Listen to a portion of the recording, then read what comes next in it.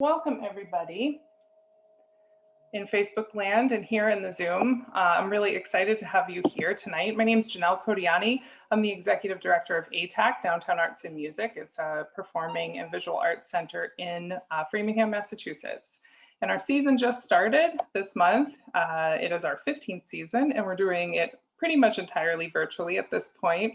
And this series process is a part of that, where we'll be talking with artists about their process and importantly, a part of the process that's particularly interesting to them. So they choose the topic. Occasionally I cajole them, but mostly they choose the topic. Tonight, I'm really excited to have Jadzia Axelrod, who's an award-winning author, illustrator, activist, gadabout, style maven, and circus performer. She is the author of the graphic novels Galaxy, The Prettiest Star for DC Comics, The Battle of Blood and Ink for Tor, and Frankenstein support group for Misunderstood Monsters for Quirk Books. That's amazing. She is the writer and producer of the popular fiction podcasts, The Voice of Free Planet X, Aliens You Will Meet, and Fables of the Flying City. She lives in Philadelphia, where she cooks overly elaborate meals, seen them, for her wonderful wife and delightful child. Jadzia, thank you so much for being here tonight. Oh, thank you for having me. I'm very excited. This is going to be a lot of fun, I think. Provided I don't knock everything over accidentally. All right. So, should I just go? Yeah, you can take it away. All right. The stage is mine. Hello. I am everything that Janelle just said, so good on me. And I'm going to talk about mining your old abandoned projects for new ideas, which is something I do a lot. Like right behind me, you see my filing cabinet, that whole bottom drawer there is just old ideas that never went anywhere. And I keep those around on purpose because you never know when something might spark something or when a good idea might tumble out. I'm mainly a writer now. That is my primary art form and income is from writing, writing graphic novels. But I'm also an illustrator. So a lot of my stuff is in that filing cabinet is also visual, which is helpful for finding new ideas. And so I don't know if the people watching here are writers or illustrators, but if you are either of those, I got you covered. It's okay. So I went ahead and grabbed a few things out that struck my fancy that are stories that never went anywhere, but I really like the images, so we'll talk about them a little bit. The first is this. I don't remember what this is, other than a really cool illustration. I don't remember what it was supposed to be. I like it though. I feel like there's character there, and there is something worth diving into. So I'm going to make a little note here on the whiteboard of this guy, who I guess we call him Skull Gunslinger. That sounds nice. So we'll just do that. We'll just put that right here. Skull Gun Slinger.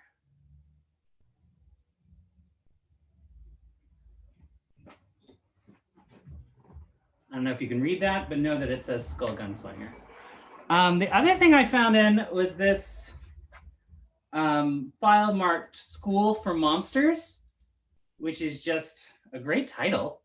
Even before I opened the file, I really like that title. So I'm going to put that over here, because no matter what we end up with tonight, I think it's going to have that title.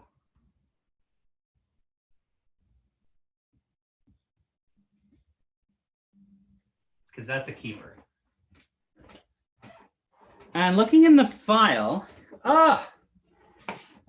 there's all these adorable little monster kids. Oh, we got like a kitsune there and a golem and like 2 ghosts. And I think that's supposed to be a Sasquatch of some kind. Oh, and there's Baba Yaga as a teacher. don't know if you can see, there we go.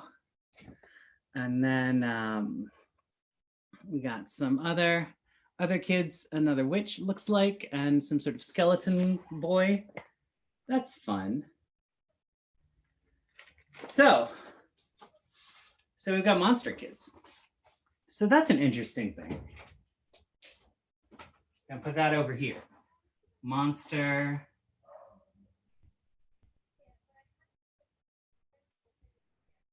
I cannot apparently write anymore. All right, kids.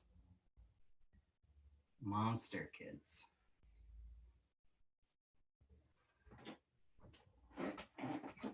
And then I had one more file that I wanted to bring out because it seemed to fit with the other ones. And this is something marked Eyeball Kid,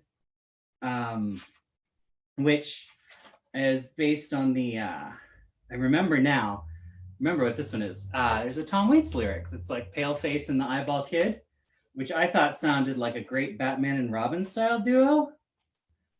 So that was the first drawing, right? Pale Face and the Eyeball Kid. And there's like a bunch of drawings of these two, including a more human-looking Eyeball Kid. Lots of fun. And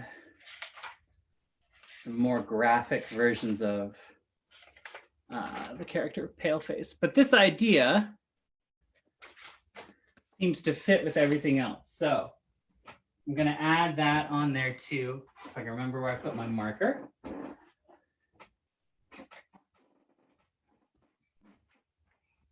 So, pale face. Oop.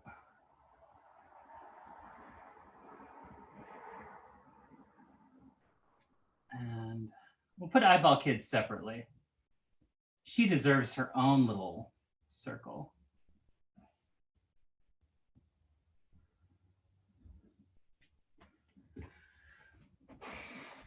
I'm already running out of dry erase board space, and we've just begun. Should have written smaller, or had a bigger board, one of those. So, yeah, so these are some old ideas. They are evocative, they are interesting, but they're still just ideas right now. Like there's not any connective tissue here. But it's pretty easy to move things around and make it work a bit more narratively. For example, let me move Monster Kids over here.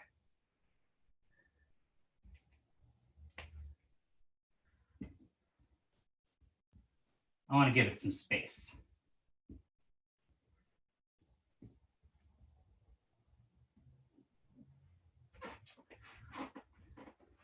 I like the idea of a school, right? School for monsters. That's a lot of fun.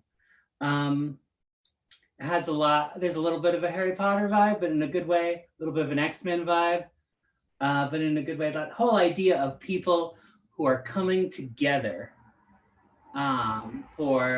because they are similar in ways that they didn't quite expect. That's nice. That's a nice theme. And to play on it in such that this is not a school where you learn how to be a monster, but a school for monsters. That's fun. So let's keep the monster kids, because that's cute, but maybe not kids. Maybe they're older than that. Maybe they're monster teens. I like monster teens. Monster teens.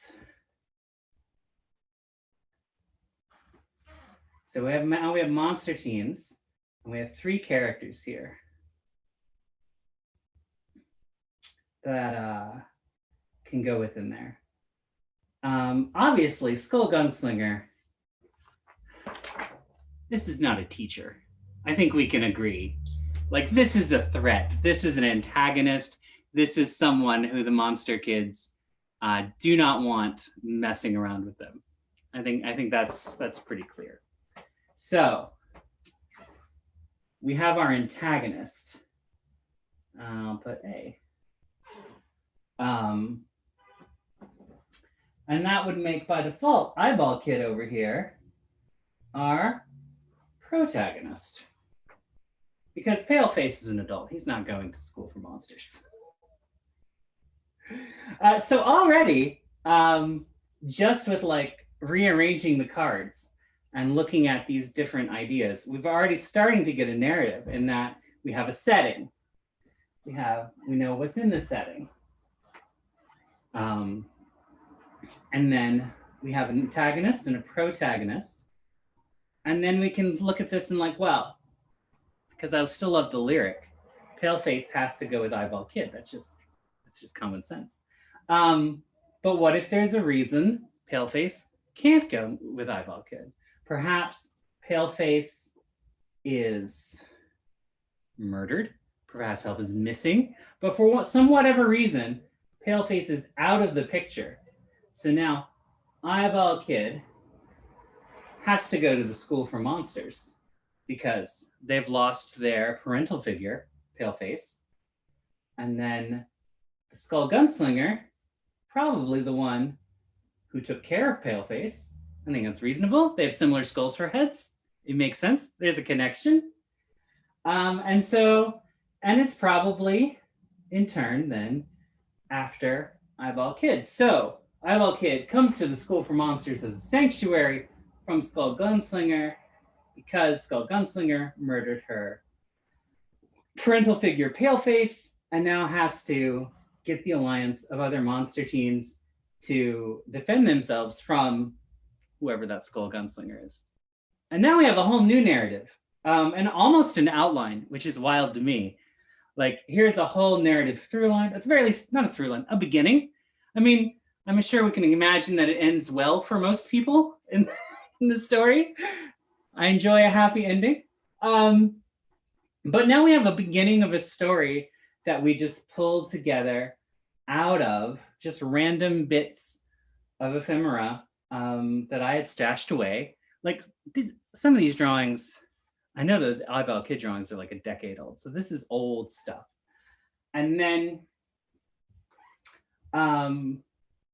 all it took was looking at it a little differently and teasing out the part that got me excited originally. Like, I really love the name Eyeball Kid. That's a great name.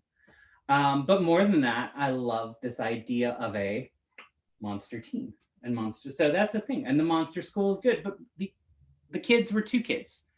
That's why that project didn't go anywhere. Like, the cutesy kids were adorable, but that's not going to excite me as much as I thought it did.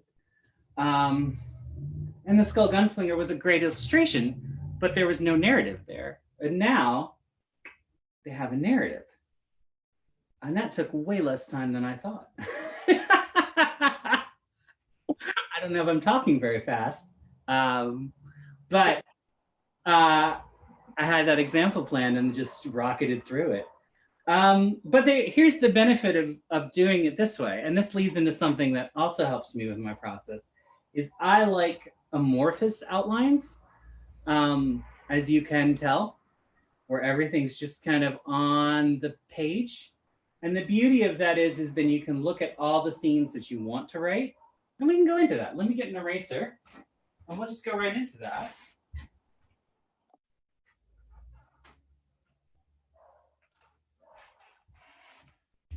Don't know why I didn't plan for an eraser. Here we go. So we're going to keep School for Monsters up on the top.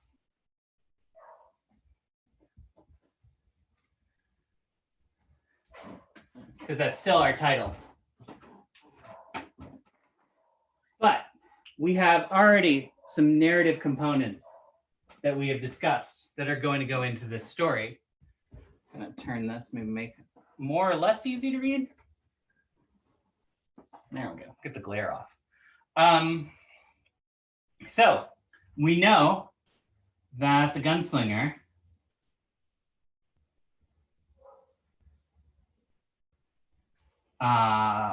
kills Paleface. That sounds like a really good opening. Nice little Western element. And a nice way to like start something that's called School for Monsters in a completely different way than you're expecting. We know Eyeball Kid is going to join the school. So eyeball kid enrolls. We know there's going to be an eyeball kid and gunslinger confrontation that will come, no doubt, at the end.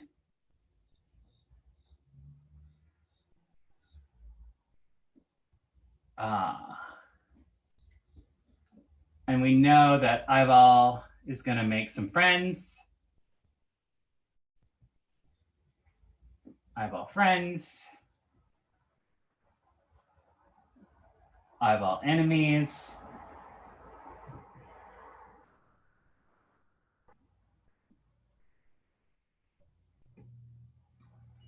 I'm not spelling enemies correctly. There we go. Eyeball enemies. Maybe a love interest? Probably. Those are fun. And on and on and on and on and on. What I like to do is just write down all the scenes that I want to write and not worry about the connective tissue at this early stage. And this is mainly because connective tissue is easy. And also you don't need as much as you think you do, in my experience. Oftentimes, if you get all the scenes that you want, and it doesn't matter the order, and I have them on the page and look at them, excuse me, you can then identify what order they're supposed to be in. Obviously, eyeball and gunslinger battle, that goes at the end. Maybe eyeball makes enemies before she makes friends. Maybe she makes friends before she enrolls at the school, and that's how she knows about the school. These elements, I'm gonna say they're interchangeable, which doesn't make sense because there's got to be a narrative purpose to each and everything, but they kind of are interchangeable depending on the story that you're trying to tell and the way you want to tell it. I know some people outline by thinking, all right, now then what happens next? And then what happens next? And then what happens next? And that's hard for me. I have trouble with that. I would much rather write down every scene that I want to write and then look at it and be like, oh, well, there's the story right there. And then you can rearrange it as you go. And that's my main process for starting a narrative. To take this another way,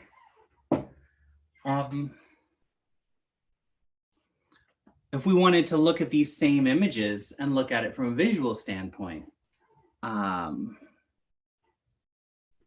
for example, again, this is a very evocative image.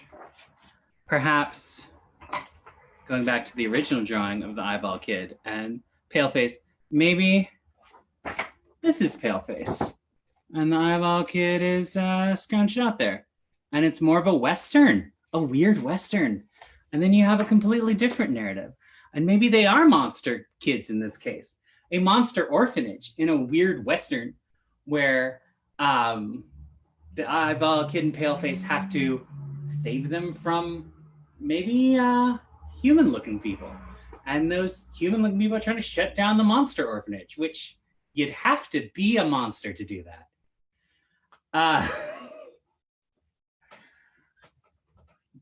And I just find this relentlessly inspired. I mean, it sounds awfully conceited to say, I'm really inspired by my own work. But the reason that I am inspired by my own work is because there was something that excited me about it to begin with. And there was something there that struck my fancy, struck my, sparked my imagination. There we go. That's the phrase I was looking for. There was something there to begin with. And the point is to just pull out what's there that's worth keeping. And the School for Monsters is a great example. That title, gold. Definitely going to use that at some point. Glad I dug that up. But the characters, while adorable, there was no real narrative there. I didn't feel anything. So yeah, there's a lot of what you've already done, even if you've abandoned it, that you like. And there's a reason that it's there. And you just have to go through and find it. And often the best way to do that is to just take it apart, open it up, and be like, what is in here? What is this? And this was easy because I picked things I already knew I liked. Maybe I should have picked something a little harder. But there's something there that's compelling and interesting. In fact, if people want, I can do this whole thing. I have another file folder that I yanked. We can do this whole thing again if we wanted to, if that's cool. People, yeah? Yeah, that would be cool. I definitely, we definitely have some people in Facebook. I know we have somebody on the Zoom with us as well. So if there are questions, please feel free to pop them in the chat. I definitely have a couple myself, but I can wait. Yeah, do this one more time. Yeah, absolutely. And then I'm happy to answer questions because I went through that lickety split. So I'm sure that there's some confusion in there. All right, so this is marked Gasoline, which is a great name, but I'm not sure what it means other than this is Gasoline, because I know that because her name's right next to her. Hi, Gasoline. All right. Also in here are some torn paper with some cool weaponry. Got some onks in there. That's fun. Clearly, this was during my Vampire the Masquerade phase.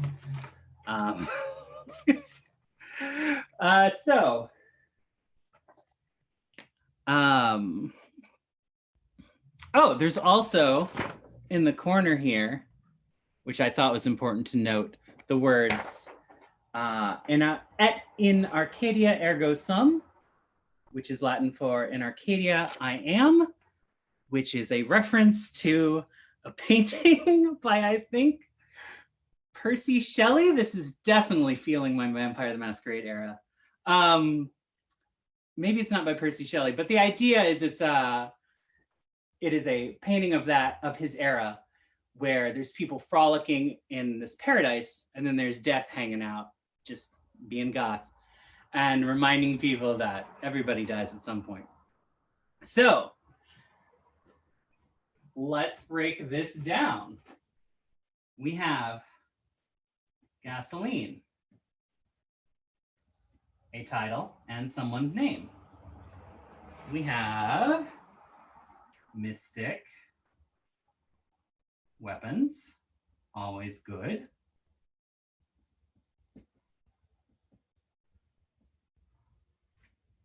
We have Gasoline herself, who is a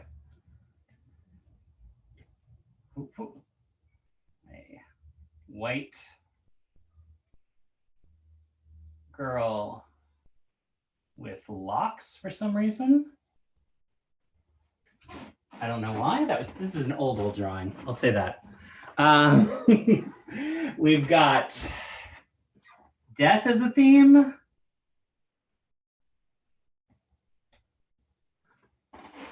We've got, let's see, anything else in these two pieces of paper we can pull out of here?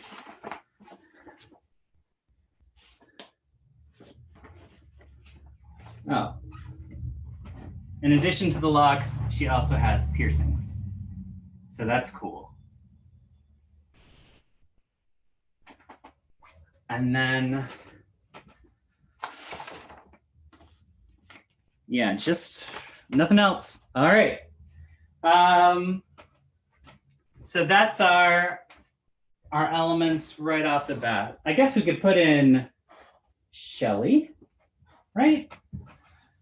Because whether that was on the notes or not, it made me think of him.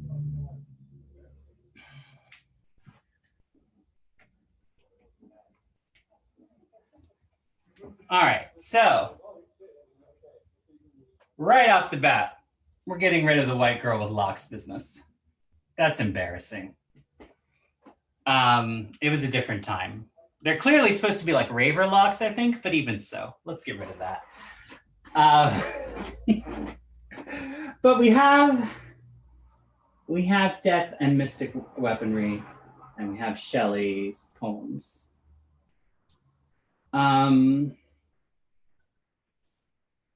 So not a lot to go on, but that doesn't really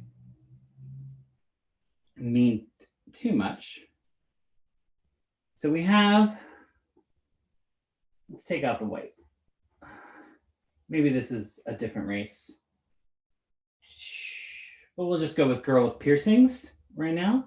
So girl with piercings has a bunch of mystic weapons. And death is a theme.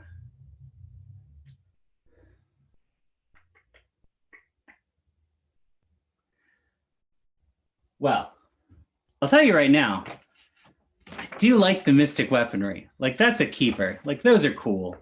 And I'll tell you why I like it. I do like the onks, as cliche as that is, because I see a lot of cool mystic weaponry in comics and anime and television. And usually there is a Christian and Catholic motif, a lot of crosses and that sort of thing. So it's fun to see. And that's probably where this inspiration came from, weaponry that was based around the ankh instead of a cross. So to double down on that, perhaps this is an Egyptian girl with piercings and mystic weapons. I wrote Egyptial for some reason. Egyptian. Well, that makes me feel better about everything. We could even put the locks back at that point. So we have an Egyptian girl with piercings and mystic weapons and death. Is she death? Is she fighting death? I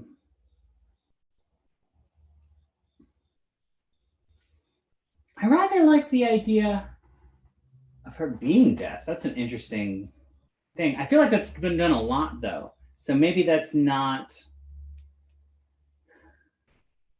well, she can be death without being death. You know what I'm saying? Maybe she's death to a very particular type of person or monster. Maybe she is the death of immortal creatures. That's not bad. So death to immortals, and that plays nice into the Latin in Arcadia that I am. So even in your eternal paradise, here I am, here to kill you. So that's nice. So we have an Egyptian girl with piercings who is the only one who can kill immortal monsters of various types, maybe vampires, maybe something else. We'll work with it. I'm not huge into Egyptian mythology at the moment, but it would be cool to pull something from there in later research. And I love an idea that has me research something. I love research. I used to love going to the library. I will love to going to the library in the future. I'm very fortunate to have an amazing library in my city. So yeah, doing more research on Egyptian mythology to find monsters for this person to fight. Oh, that's great. We could even take a page from not necessarily Shelley, but his wife, Mary Wollstonecraft Shelley, and maybe our Egyptian girl is a bit of a Frankensteinian monster, someone raised from the dead, perhaps by one of the Egyptian gods. Osiris, I believe, is god of the dead. My vague knowledge of Egyptian mythology, which I'll stop here, but I think there might be some resonance in someone being raised from the dead to then fight immortal monsters. I really like that as an idea. Nice contrast, and I think it fits with what I vaguely remember from Egyptian mythology without going too deep. So yeah, this is an entirely different story than I think I was planning with that, but I also don't remember what I was planning with that. So this may be exactly the same. I doubt it though. I think this is a new wrinkle. But yeah, here's a nice springboard. This is not a this is not a larger narrative like we did with the others. There's not enough pieces here, but it's enough to get me excited and get me started and get me going researching in a new direction, which I'm primed about. Yeah, so that's another one. And I can open the floor to questions, I guess, if anyone has any. I definitely do. First of all, thank you. That was awesome, and really interesting to be a part of it. I have a couple. I made notes as things came to me, and please, everybody on Facebook, and feel free to pop questions in the chat, and I will relay them. Otherwise, I will talk a lot, and that is how this goes. So the first thing that struck me is the way, so this is a very specific kind of process, right? This is like, looking for an idea and like looking back through work. And I'm sure that there are other times where like a story kind of comes to you completed or feels more together. Got a cat upset on my lap.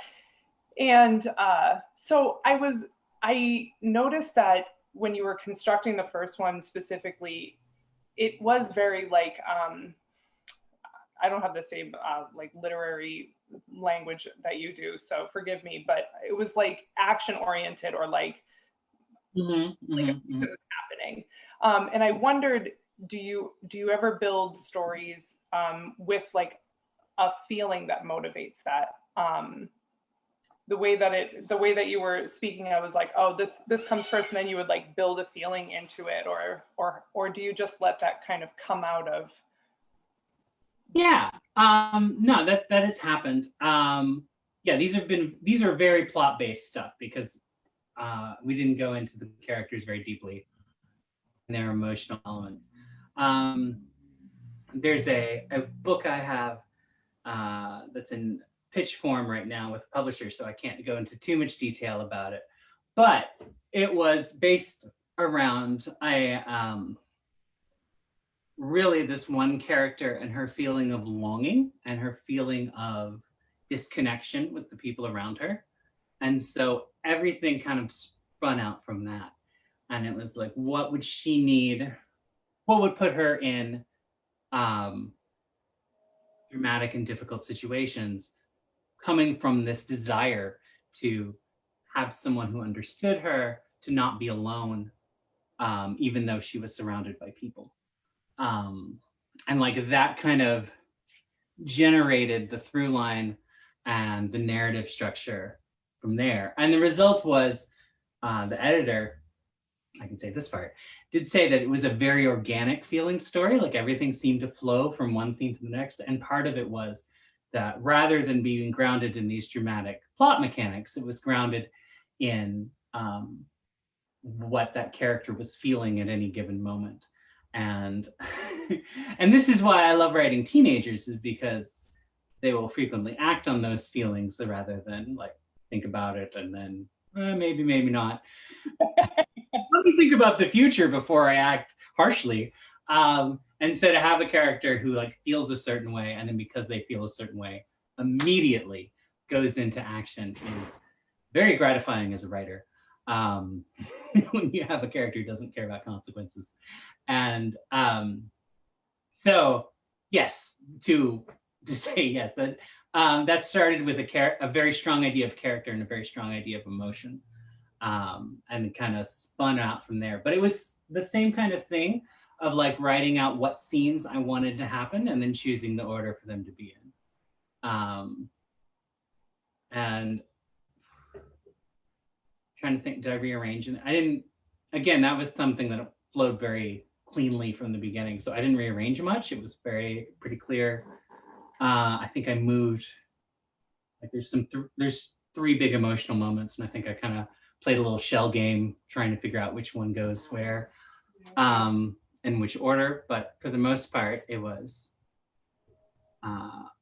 more organic and less plot choppy.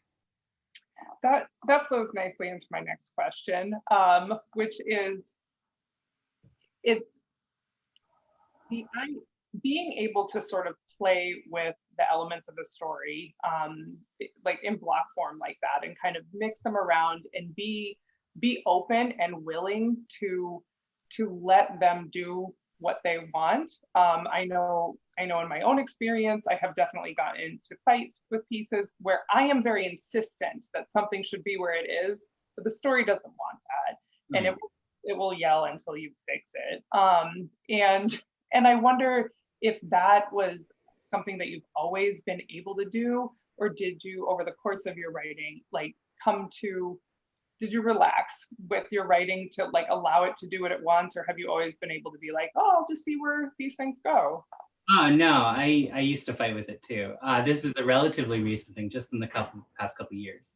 Because one thing I've started doing on the past couple books, and this has been very rewarding, and I highly recommend it, is extremely detailed outlining. Like I used to do very sparse outlines and like, and this scene, and that scene, and this scene, and just like little like half sentences. And now it's like huge bullet lists of what happens in each scene. There's bits of dialogue in there. There's all this stuff. And that is easier to move around and to place in a new place and to let things go where it wants to go than a huge block of text where your whole chapter and you're like, well, I can't move this earlier because Dr. Zombie says that he already knows Cynthia. Move it earlier, then that surprise is lost, right? And like, you can't do that there. But if it's still in the outline stage, you have a lot more, I have a lot more freedom to be more loosey-goosey and to move things around. So I've done more work, more pre-work in outlines, and that's saved me work on the actual writing. I don't get stuck anymore in writing, which is great because it's all planned out. Like I know what happens next. I've already written what happens next on my plan, down to who comes into the room and who leaves the room and all the details. It's almost like a silent film in the outline form. And then I'm just adding sound. That is really, really interesting. Thank you for that.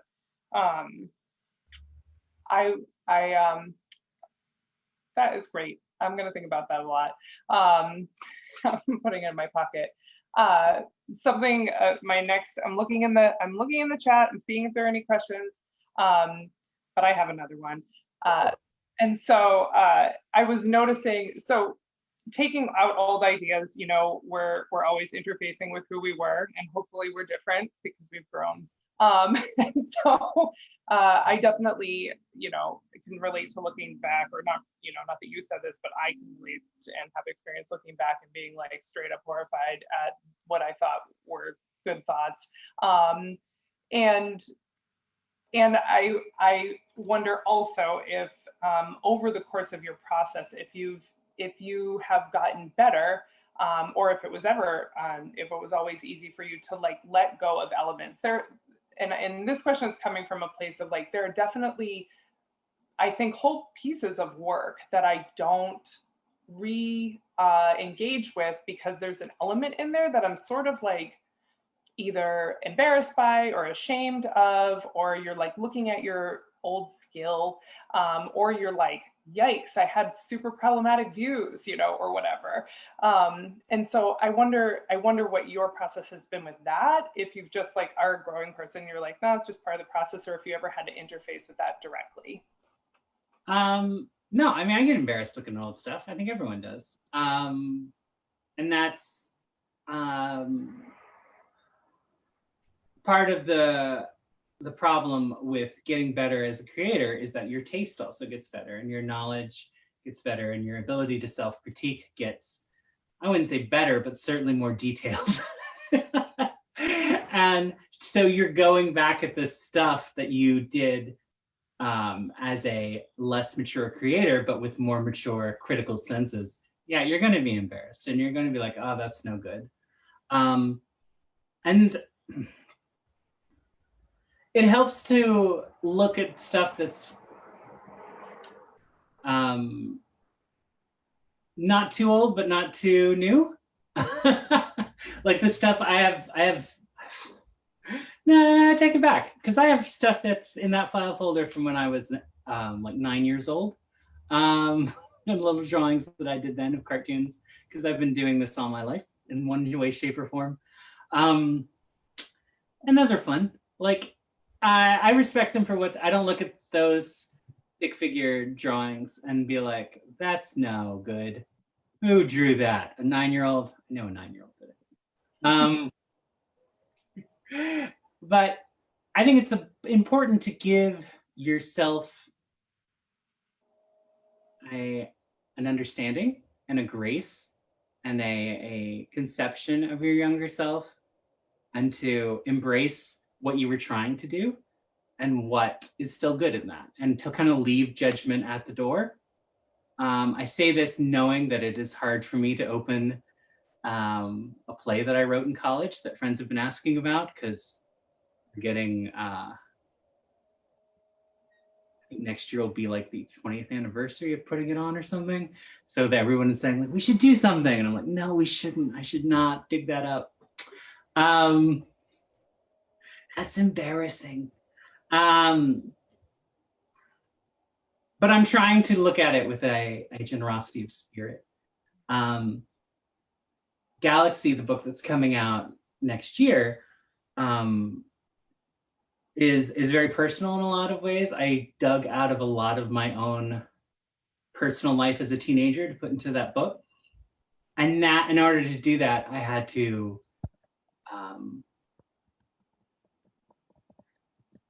treat my teenage self with an understanding and a generosity that I was not willing to give it beforehand. And I had to forgive myself of a lot of things in order to write that book and write it honestly. And I did. And since then, it's been easier to go back at old stuff, having done that work, that emotional work. And to look at things from when I was a teenager, and look at things from when I was in my 20s, and look at things from 5-10 years ago, and be like, this is not complete, obviously, or even some of the stuff that was complete. Actually, I never look back on the stuff that's complete now that I think about it. I rarely do that. Because there's like 200 episodes of a fiction podcast I put out. I haven't listened to most of them over a second time after I put them out. I should. You got me thinking. Good. I know Leah has a question.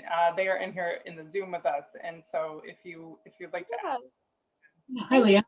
Hi. I just have a quick question. Is there anything that like inspires you to work on like an unfinished project, or something that you started that either didn't go well or you just forgot about it, or whatever it is, but something that you never finished, instead of just starting something new? Like, what leads you to go back to something else when sometimes it just either seems easier or makes more sense to just start something new? Well, that's a tough call. I think they're usually, I'm fortunate in that stuff is either in the absolutely preliminary design stages, like I showed you, or it's something that I worked on for years and it never came together. So it's like, that's an idea that doesn't work. I have a trunked book that will never see the light of day, despite working on like 5 years on it, trying to make it into something that was just never going to come together. I don't think I'll ever go back to it and try to make it right, in part because I know what's broken about it, and it requires more research into late 19th century America, which is a time of sadness and pain. So that was the thing that stopped me from writing more of it. Was like, I need to do more research about one of the most difficult times of American history. That'll be fun. And decided against it. So that's part of it. But the other part of it is it's not a story I want to tell anymore.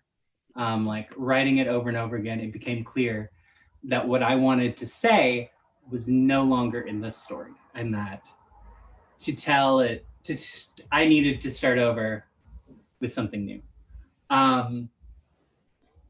So I did have a chance, again, with that podcast that we talked about, Voice of Free Planet X, I did have a chance to like go through some old stories that were started and kind of give them not really the endings that they originally were planned to have, but proper endings. I got to finish some stories and like tie them up in little bows. And that was good emotionally to not have those dangling stories.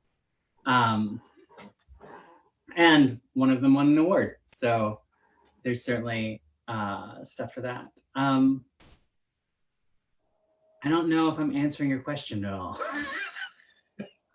How do you know, like, tell me your question again. How do you know when to do it and when not to do it? I guess just like what I always feel like disheartened or uninspired to go back to something that like I started and didn't like or whatever. And I feel like I need some sort of like personal internal motivation or inspiration to go back and try again. And I'm just wondering if you have any like way of finding that.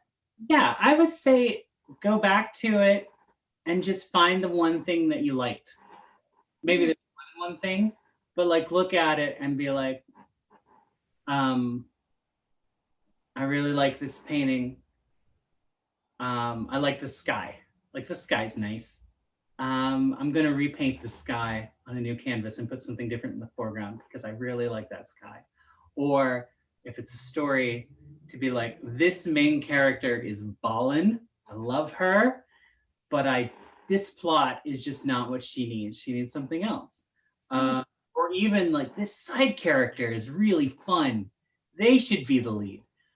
Just kind of go through it and figure out what you do like. And maybe it's possible it's not worth going back to. I mean, that's also true. Like it's okay to toss something that isn't working, to put it in the filing cabinet and come back to it at a later date. It's also to put it in the trash. When I learned about sunk cost fallacies, it was such a weight off my shoulders. And I no longer had to be like, well, I put so much time into it, I should finish it. Like, no, I don't have to finish it just because I put a lot of time in it. I can take the time that I put into it and be like, well, I learned a lot. And I learned this thing about writing and that thing about writing and that what I do like to write and that what I don't like to write. I don't like to write riots, for example. Those are hard. There's not any more riots in my books because it's like, oh, this is exhausting. But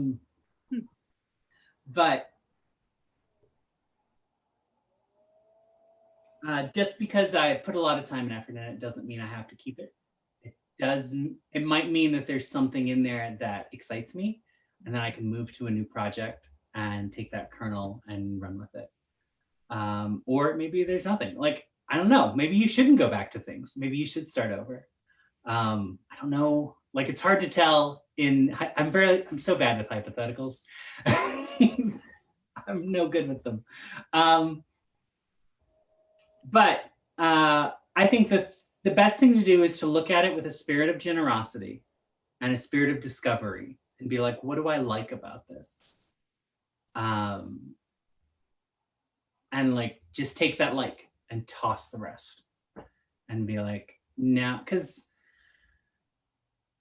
I don't know what kind of art you do. Are you a writer or what do you do, Leah? A little bit of everything. All right. Well, and we'll say writing in this context because that's what I know the most about. Take the parts you like and then put that in a new narrative with some other things you like that maybe come from the old narrative, or maybe they come from the television show you just watched, or the thing you saw in the park on your morning walk, or whatever. Because I'm going to tell you the advice that's the opposite of kill your darlings, is that you should save your darlings. In this instance, you should go through that old piece of work, you should save your darlings, put them in something new, and then get rid of the dross. And if that's not inspiring to you to be like, yes, I have to go save my darlings, save them from this work that's not working, then I don't know what else to tell you. Because that would motivate me Thank you so much. I hope that helped. I don't know if it did. Oh no, it didn't. Okay, that's fine. No, it did. I don't know if my audio's messed up. It did. Okay. I'm sure you've got darlings worth saving, and that's the important thing. It's just finding them out and just taking it apart piece by piece and being like, what do I like about this? And not being afraid to just yank something out wholesale, which I was trying to make the point of this exercise, but I'm not sure if I illustrated it well. But you know, that some things are worth tossing aside if you get the kernel of gold that's within it. I really like the lesson of the generosity of spirit, you know, on your own work, on yourself. Another note that I wrote was that watching you in that process of being like, I like that. Oh, that's great. That's not great. You know, is like this self collaboration, and just the practice of curiosity. I think you mentioned as well, of just being curious. And it's interesting to, if you are a person who's like able to kind of forget pieces of your work or forget exactly where you're going with something, that you really can return to your own work with like actual blank curiosity, because you really don't know where that was going, but you like find this thing that comes of you, you know, is a really fun, it's really playful. It's Yeah, playful, to go about like discovering that, because then I think I'm probably projecting or giving away too much of myself, but just of there being like so much pressure for it to be 100% perfect, you know, or like of not allowing things to kind of like breathe and move. One thing that was really freeing for me as a writer was the realization that it was going to take many, many, many drafts to get to the end. Like there was no way around that. It was never going to be perfect on the first draft. It was never going to be perfect on the second draft. It was never going to be perfect on the third draft. Like I was guaranteed 5 drafts minimum. And then if lo and behold, that was good enough to get an editor to look at it, then they would have notes. So that would be another draft and probably 2 or 3 more drafts into that. And that's assuming that when I had my agent look at it, they didn't have notes. So if they had notes, that's another draft that has to go through.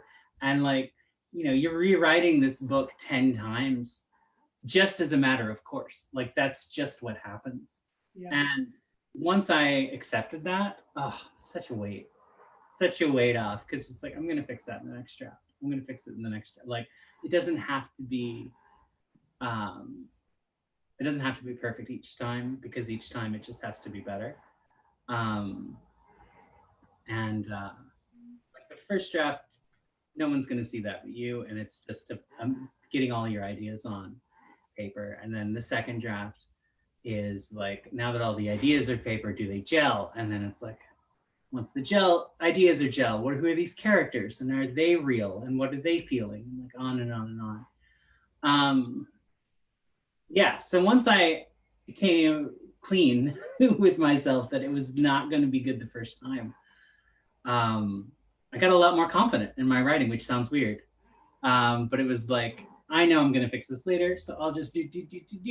And I think I do less drafts now than I used to, and I think that's because I'm not worried about it being perfect. I'm worried about it making sense at the time, and then each layer of polish makes it more and more perfect. But it's never going to be perfect. It's always going to be flawed, because I am a human being and I'm incapable of perfection. And the best I can hope for is that my ideas come across, and what I wanted to express with the book or any piece of art is there. And the mess and clarity over perfection, I guess, is my goal now. And that has served me pretty well.